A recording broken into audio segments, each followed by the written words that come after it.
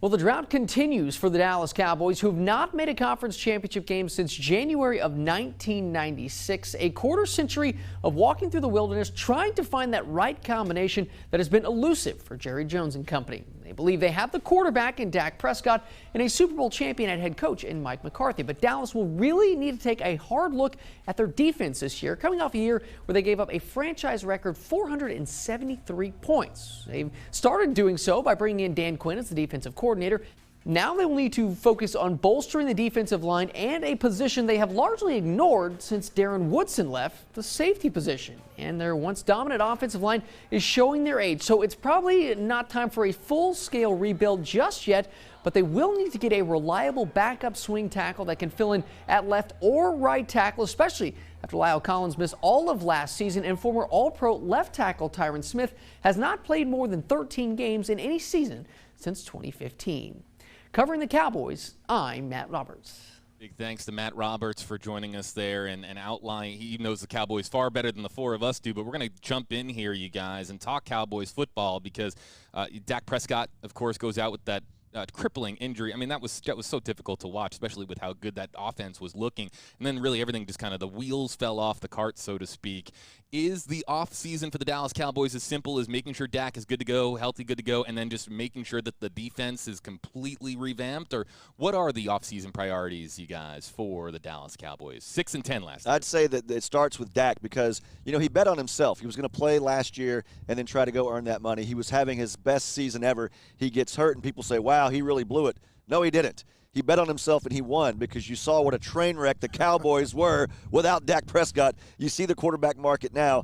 You want him to be healthy. They say he can come back, as gruesome as that injury was. You got to get Dak back in the mix, and I think you can pick up where you left off and build on the momentum he had in his still relatively young career. Jarrett, do you foresee any scenario where the Cowboys are going forward with a different quarterback? Can they mess up this negotiation to keep him in town?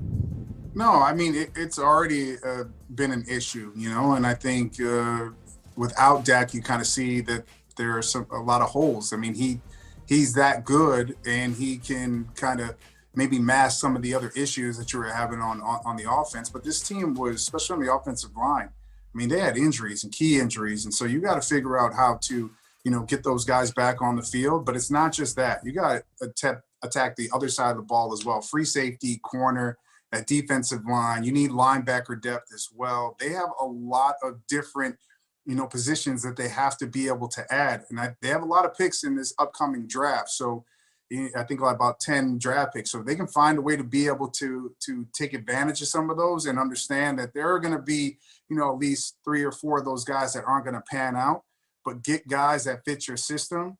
But Dak is still the guy that you have to be able to sign, get him squared away, and hopefully he comes back fully healthy, because when he does, he is that leader. And you could tell just by JB, when he was leaving off the field, just seeing those fans in the stands and what he means to the Cowboys nation and also into, you know, people around Dallas.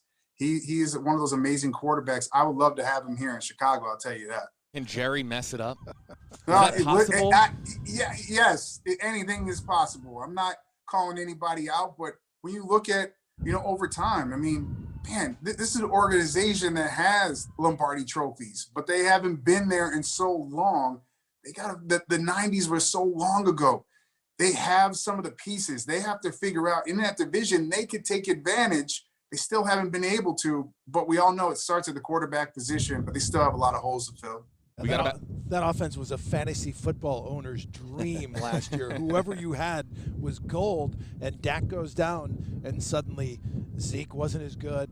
The receivers weren't putting up those kind of numbers. It was a big mess once he was from gold to fool's gold. Yeah, well, yeah. And real quick, I know we got to probably move on, but to me, yeah, you look at Zeke. I think that is probably one of the biggest factors, because this team ran the football and knowing Zeke, and when he is not on, he did not have the year that a lot of people expected him to have. They got to become that team that runs the football first and then play action off of that with those receivers on the outside. But he has to be right. So it's not just Dak.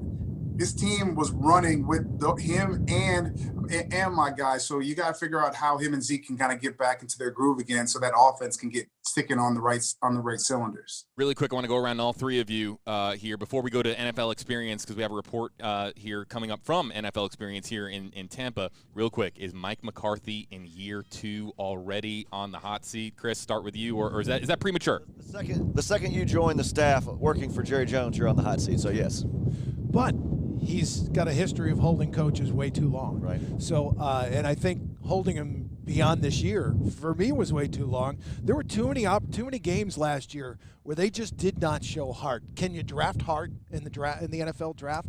Because that's what they need. They need more of that, and they need some real help on defense at so many different spots.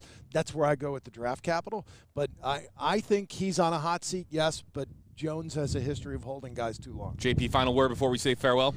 No, I don't think so just yet. I think they got to get all those pieces together, though, Jack, to be able to figure out, give him the team that he needs. I think it was unfair to see how things kind of went down this past season for him. So hopefully they can get healthy, then see what kind of season they have, and then we'll talk about the hot seat. But, Chris, I agree with you. Anytime you take a job with Jerry Jones, you never know. You're on the hot seat as soon as you sign your name on the dotted line.